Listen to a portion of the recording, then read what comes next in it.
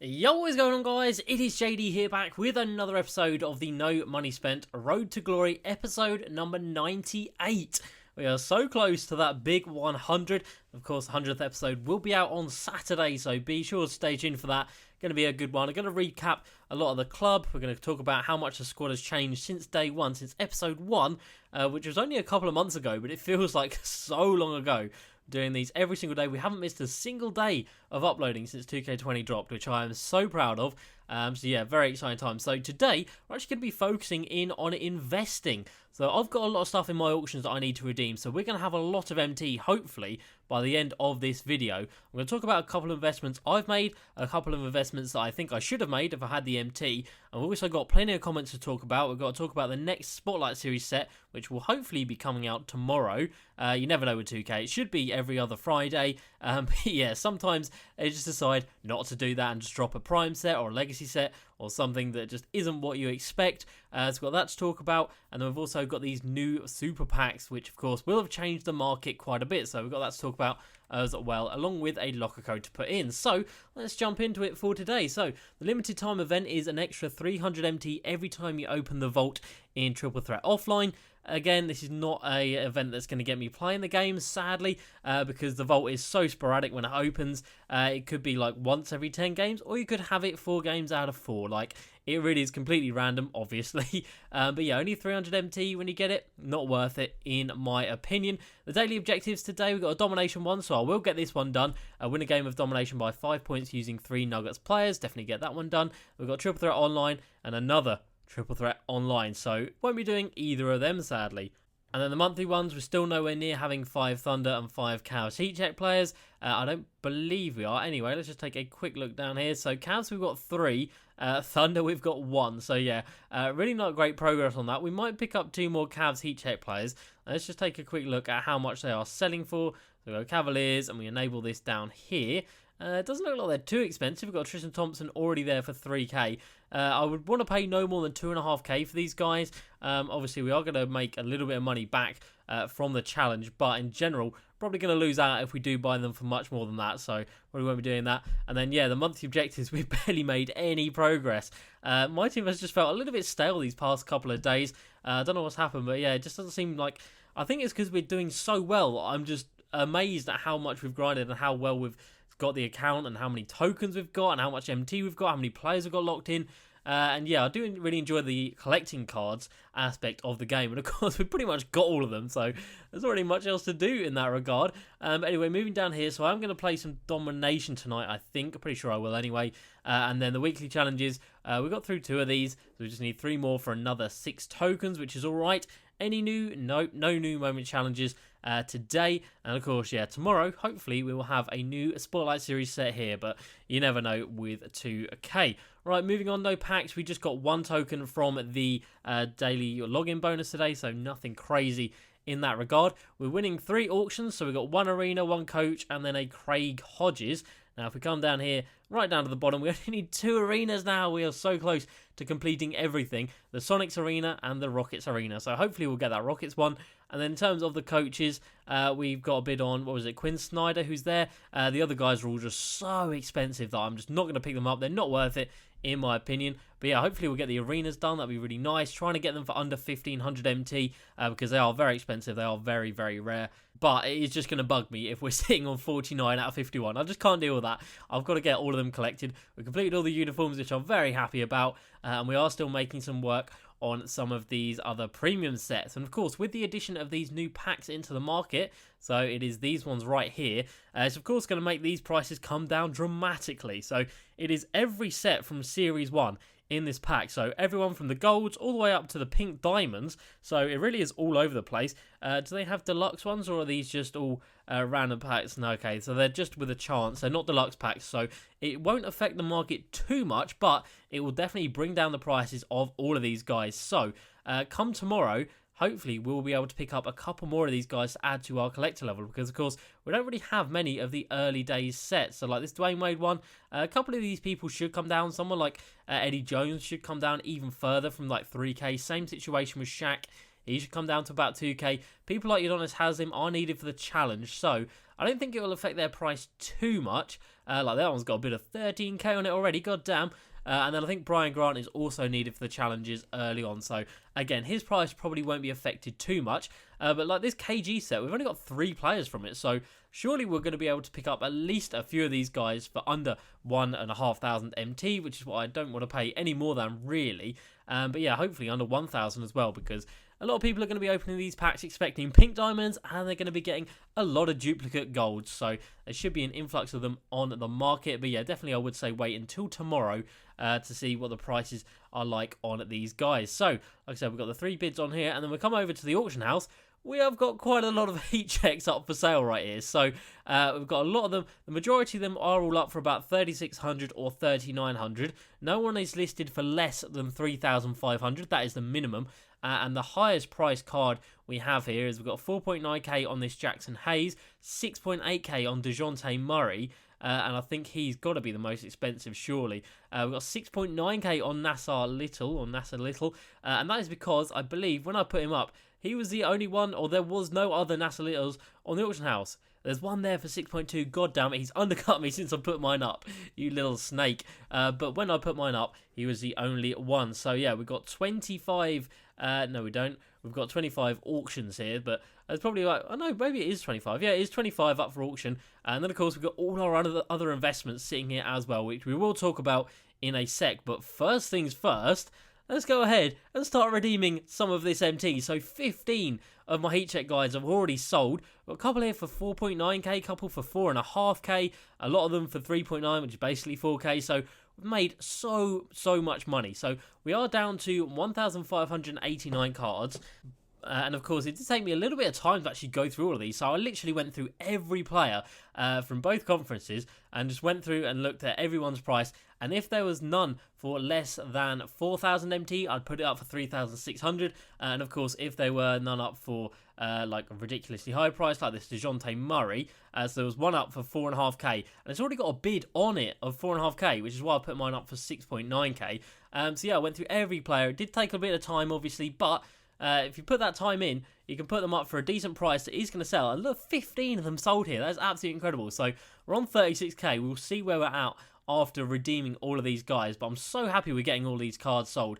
Because don't forget, when we bought every single one of these heat check cards, it was for under 2.2 thousand MT. So we're more than doubling our MT on some of these cards, which is absolutely incredible. I'm so happy with the work that I put in. A lot of patience to actually buy the cards and increase our card collect level, and then a lot of patience just to wait for the best time to sell them, because heat check players do fluctuate in price so much. Even just throughout one day, the price could be from like 2,000 up to like 10k. Like, it's ridiculous. So we've gone from 36,000 up to 92k, which is awesome, just for selling 15 heat check cards. That is actually and absolutely insane. There we go, I tried to combine those two words. And if we get another 25 of them sold here, that is going to be big money we are talking about. So hopefully quite a few of these guys sell.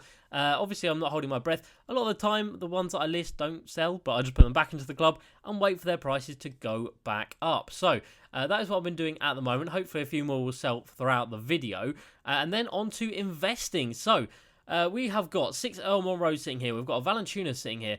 Disregard these 3 heat checks. They are just duplicate cards. We've got 3 Hedo Turkoglu sitting here. And we've got 2 diamond contracts. So they are all my investments. And then, of course, we do have all of the heat check cards. So let's just talk about these again just quickly. So all of these cards I bought for under 2,200 MT. Now, a lot of that was on open bids. So, of course, you can get some decent prices on buy it nows. But the majority of your snipes and of your work is going to be on open bids, because there are a few here, but not too many, as you can see. But as soon as we knock this down to just bid and not buy it now, there's going to be so much more, and you can really get some proper snipes on some of these cards. So I think a couple of videos ago I put some bids on some heat check cards for 2,200, and we got 1,000 MT back as a refund. So we literally got a couple of heat check cards for like 1.2k, which is just ridiculous. Like, if that was up as a buy it now price, it would be sniped away in seconds. But people just don't want to work the auction house in terms of bids. They just want to go for buy it nows. But honestly, guys, you need to have patience if you are going to invest this year.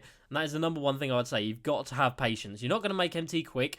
You can make MT quick by sniping, but it's going to be 1, very boring, 1, very competitive, and 2, on 3 even. Wow, I can't count. I went 1, 2, 2. 1, 2, and then the third point would be it could be very frustrating as well, because if you get a few snipes pop up and you start missing them, you're going to get frustrated, and then you're just going to give up, and then you're not going to have made any MT. So in my eyes, sniping is not worth it. It's worth it if you've got a big bank account, like if you can just like go for like pink diamonds. Some of the pink diamonds obviously sell for a ridiculous amount of MT, so I think all of the Legacy Series pink diamonds do sell for quite a lot. Let's take a look down here. Legacy Series 2, is that it? No, where are just the normal Legacy players? I don't know. Legacy Showcase, is that it? There we go. Okay, so yeah, Legacy Showcase and then Legacy Showcase Series 2. So all of these guys are pretty expensive, I believe. So yeah, if you've got a lot of money, you can just snipe like pink diamonds in sets for like under, I don't know, like 10% under their market value. But like I said, it's going to be very long, it's going to be very boring, it's going to be very frustrating. But if you do what I did when you picked all of these cards up, I would just go onto the auction house like we just did, put the minimum bid at 2,200, and then just bid on every card up for the next couple of hours at 2,200 MT. Go away, come play a couple of games, come back, and then you see after those hours how many cards you actually won, and you'll be very surprised at how few you actually get outbid on. Obviously, if they are big names, if there's someone like Kawhi or something, you're obviously going to get outbid, but don't bid on the high-rated cards, just bid on every card other than that, and you can end up with a lot of cards like this, and then, of course, you can sell them off for massive profit when the time comes right. Because all of these guys haven't really, I mean, they're not on fire in terms of like having ridiculous stats. We've got Jaren Jackson Jr. here at an 85 rated, but other than that, all of these other cards are still gold, silver, and bronze level, which is just insane. So yeah, heat check cards are brilliant to invest in this year. And of course, throughout the year, they're only going to get more expensive. Now, in the market, the heat check packs are still here. The heat check packs are still here, but as you can see, they're not exactly very prominent. When you first come into the pack market, you've got 5 other packs before you get to the heat checks. So if you're a new player coming to the game with some VC to spend, chances are you're not going to go all the way down here to the heat check packs. And of course, we're going to have loads of Christmas noobs joining us soon. Christmas is only a couple of weeks away. So when the Christmas noobs come, I don't think they're going to be spending their VC on heat check packs. And of course, they are going to be wanting to complete heat check sets though. So I think the supply is going to stay the same, but the demand is going to increase for all of these cards. So we are obviously just going to keep hold of these. Obviously, I don't mind holding on to them because it is increasing our collector level. But I would rather have like 4,000 MT for each of these players. And of course, then we can just buy some premium sets with the cards that only cost like 1,000 or 1,500. But yeah, we can't buy any more club items because we've got them all. So yeah, that's kind of mad. And just on a quick segue here from the investing tips, I did say in yesterday's video I was only going to go up to 2,000 cards this year and we we're going to leave it there. But I had a look at the stats of all of these guys. And I have to say, Jalen Rhodes is absolutely awful, like really awful. Even though he can play the point guard position, he is awful. But this Scottie Pippen right here at 2,300 cards is actually insane, like utterly ridiculous. And he's an Evo, and he goes up to a Galaxy Opal. But he's already basically a Galaxy Opal at this pink diamond level. He's got super low intangibles, which if you don't know is just a made up stat that 2K can use to higher or lower the overall of a card without actually having a stat that means anything. So basically this card is a Galaxy Opal already. And of course he gets his Evo level, and that makes him even better. So I don't know, at some point in the year, maybe we'll get up to 2,300 cards. It's a long, long way away, but if 2K keep releasing loads of cards, hopefully they'll release some more uniforms throughout the year as well. If you remember last year, they dropped a couple more uniform sets, the City jerseys came out, so hopefully they release some more consumables like that. That'd be great. But yeah, I think Scottie Pippen could be a fantastic card to add into the club. Right, moving on. So we do have the Valanciunas sitting here that we put. Well, actually, we'll talk about these Earl Monroes first here. So we've got 6 of these guys, and we've got 1 in the club as well. So we've got 7 Diamond Earl Monroes, and he, of course, was from the locker code. I didn't actually get him in the locker code. I got the 10,000 MT, but I went up and bid 4,000 MT. Oh my god, he sold for 4,000 MT. Are you kidding me?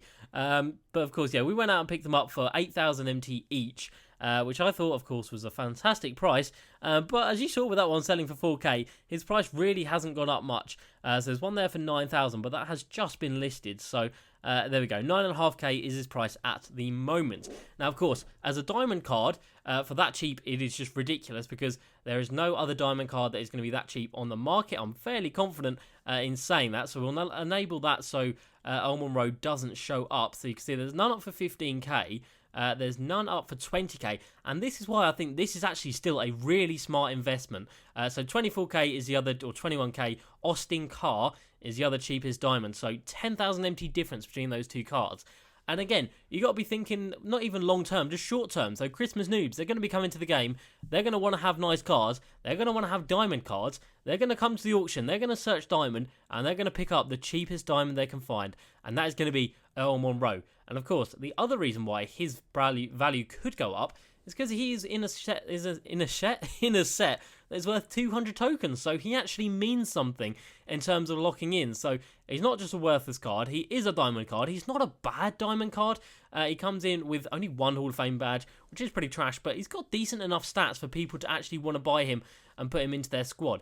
And I think he could really, really shoot up in value, especially when Christmas noobs come into the game. So I think having 7 of them is a pretty safe investment. He's not going to go much lower than 8,000 MT. I would really be shocked if he did. If he goes anywhere near like the 5-6k mark, I would be absolutely shocked. Obviously, we saw that one on open bid selling for 4k, but the way 2K's bid system worked, that could have been a bit of like 7k, but it just hadn't updated. You just don't know. So I think Earl Monroe as a diamond card at this point in the game is still going to be a very, very safe investment. If you can pick them up for 8k, I would definitely recommend that. Next up, we've got this Valanciunas sitting here, and he, of course, only dropped a couple of days ago in the latest Moments of the Week set. Let's just put this to Amethyst. So I've got one in the club already, and then I've got one here on the auction house. So he is currently selling for 6,100 MT by the looks of it, or is that a snipe? No, it's about 6.5k his price. So we managed to pick R2s up, wow. We managed to pick one of them up for 3.9 and the other for 4.9, I believe. So already, since we bought that, his price has gone up by a couple of thousand MT. And that's because it's a really, really solid card. A 7-foot centre with 4 Hall of Fame badges that can stretch the floor as well, with some really good defensive stats and obviously great rebounding stats. I think you can't really go wrong with an investment like this. And again, it goes back to what I said about the heat check cards. You're better off doing open bid snipes rather than just trying to snipe from buy now. So like you could easily put this at like 6,000 MT, which I'll do here. And of course, someone's already got a bid on that. That is just very, very typical. But let's just go ahead and see about another one. He's not a diamond just yet. Let's go back to the Amethyst card, and there was another one right next to it, I believe. So there's one here for 5.4, which doesn't have a bid on it yet. So I'd just do something like that, 6,000, and then the 50, just in case someone else bids 6,000 and it knocks you off. And then, of course, you could just do that with loads of them. Look, there's loads that are going to be up here. Obviously, people will try and get as much as they can, but if you just come down here and you just do the filter, so like filter this to 6,000 MT, which it eventually will get to. So put that there, and you can see there's quite a lot that are going to be finishing in the next even just like half an hour that you could bid on and could make some big profit. And another 2 guys have sold, Naz Reid and Keita Bates Diop, all going for 4.6k, which is ridiculous. We literally doubled our MT on both of those guys, which makes me feel very, very happy. So 94k now, which is great. Yeah, the 3 heat check guards, like I said, pretty irrelevant. We've got 3 Hidu Turkoglu sitting here, and of course we already do have one in the squad already. Now, the reason we picked up Hidu Turkoglu is because last year, basically, that's what I'm going for. Last year, he was an absolute god. He was so expensive last year, and he was used all the way to the end of the year. He was still a viable option, even in the last few months of 2K. So I think it could definitely be a similar situation this year. And this 92 rated Amethyst is only selling for 25k. So I'm fairly confident in that price going up. But we have just picked up the base level Evo card, which is selling at the moment for around 4k by the looks of it. And I think I did pay similar amount to that. I think I paid about 5k for all 3 of these cards, or 5k each for these 3 cards. So it's a pretty safe investment, and I do think it is one that will go up. So last year, I believe Hidu's best card was a diamond, and of course this one Evo's up to Amethyst, so they may not even add in another Hidu Turkoglu card by the end of the year, which of course would be a shame, but it is definitely possible. And of course he is needed in a set. He is in the what set are you in? The Isaiah Thomas set. No, you're not. You're in the Dwight Howard set. There we go. So he is needed not only for the spotlights, but of course if you are going to lock in this set for 50 tokens, he is needed in that regard as well. So plenty to use him for, and of course it is just a super, super good card. I mean, when he goes up to the Amethyst level, it's an absolute god.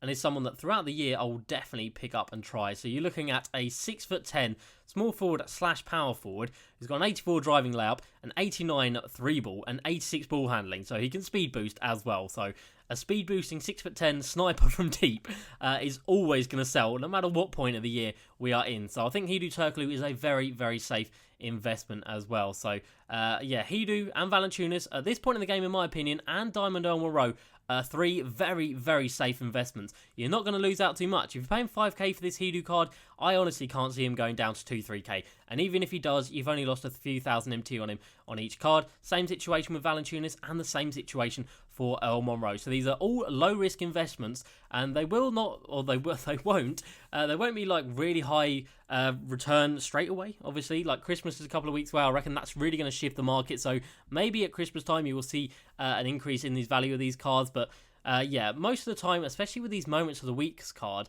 they really do shoot up in price pretty damn quickly. So even someone who's not desirable at all, a Malcolm Brogdon card, sells for like 70k just because he is rare and not many people have him in their club's spare. Even someone like Andrew Wiggins still selling for like 16k. Bojan Bogdanovic selling for like 12k as well, and they're not as good in my opinion as this Valanciunas card. So definitely his price will increase in my opinion. And then all the way down the end we have got 2 diamond contracts that we picked up from a free pack and then from the weekly spin. And the reason we are still holding on to them is again because I reckon their price is going to shoot up. So last time I checked, these guys were down at 16,000 MT.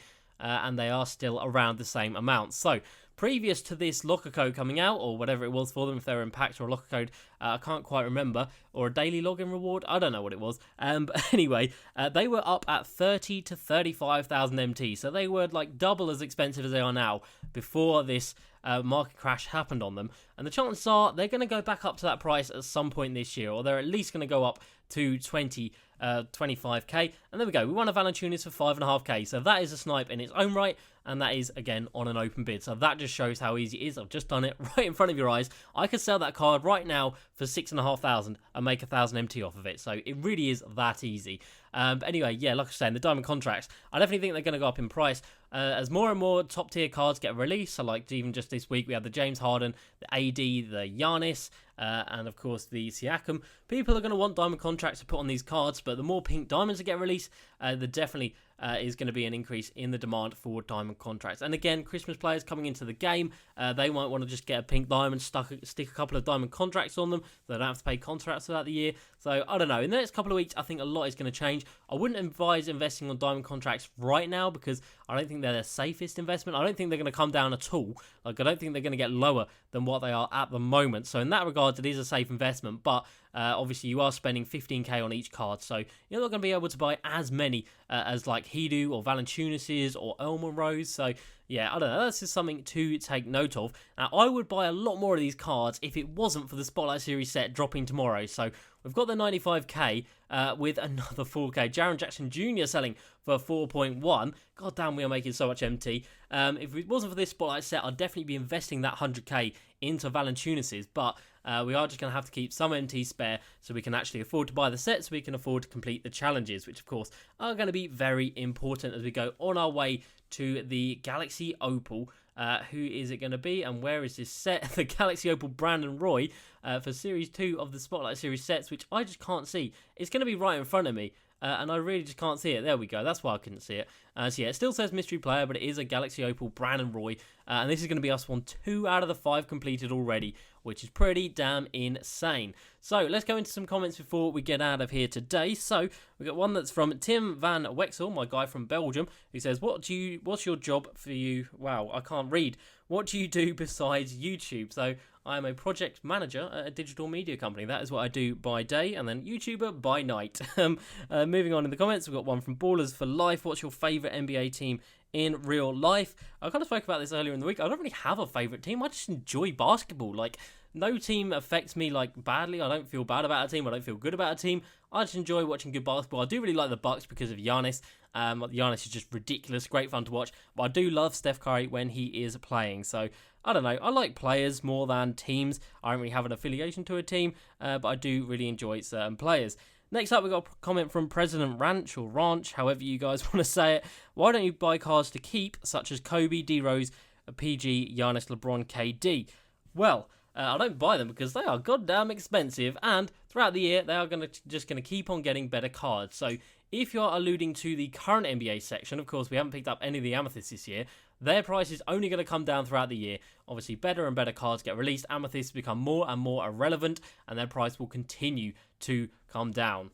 And they will keep coming down until they're literally under 5,000 MT a piece, which is, of course, when I'm going to pick them up to add them into those collections. I'm not going to pay any more than that because I know throughout the year their price will come down. And in terms of the other cards, so like people like this James Harden, the AD, the Giannis, in my opinion, there's no point picking these guys up because they're going to have better cards. Like, even next week, Giannis could drop 60 or 70 in a game and get a pink diamond card. He's probably due a pink diamond card, to be honest. James Harden, we know what he's like. He'll probably have another pink diamond by tomorrow at the rate he plays. And AD as well, he's having an amazing season. Chances are he's going to have a pink diamond pretty damn soon as well. So if you are going to play with these cards, I definitely recommend playing with them, obviously, because they're going to be really fun, but I would definitely not recommend holding on to them for too long, because I think their values will come down pretty swiftly. Next up, we have got a big old comment from Johnny Massa, so bear with me while I read this out.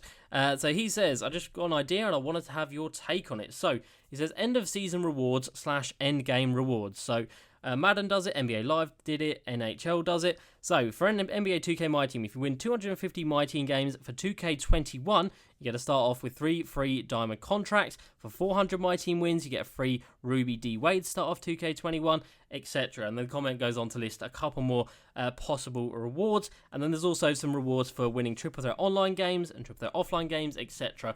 All with the eye to giving you a bonus or a head start going into 2K21. So they've kind of done, well, they haven't done something like that. I mean, these just are not comparable in the slightest. So 500 games of triple threat online this year will get you 5,000 MT. So pretty pathetic, really. But yeah, if they did something like that, it would be fantastic. They're kind of on the right tracks with these lifetime goals. Obviously, this is the first year we've had them. So I've completed 1, 2, 3, 4, 5 of them. And they are the 5 that I think were worth doing. These triple threat onlines, unless you're actually playing it, don't go out of your way to go for these because they are absolutely pitiful amounts of MT. And these are all pretty pathetic as well, I'm not going to lie. Collecting a ridiculous amount of the token reward cards just for a ball, and then 3 Galaxy Opals, which on its own is 2,250 tokens. And that's just for 150k. Like, that is absolutely insane. So they could have done so much more with these lifetime goals. Like you said, they could have had some challenges on here that was win 100 games of Myteam Unlimited, win 200 games, win 500 games. Like, set them high. Like, why not? Give us something to really work for throughout the year. And again, they could have done stuff with triple threat offline. Could have done stuff with domination, which they did do in their promo videos, which they took away. So that was very nice and sneaky from 2K.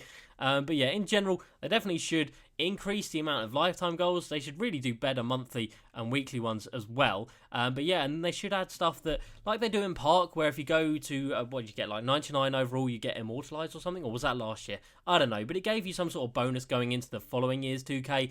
And I think they definitely should do something like that. FIFA do it with welcome backpacks, and they've done that for like 10 years or something, for like however long Ultimate Team's been going on. So you'd play, and as much as you play, they would give you packs based on how much you played the previous year's version.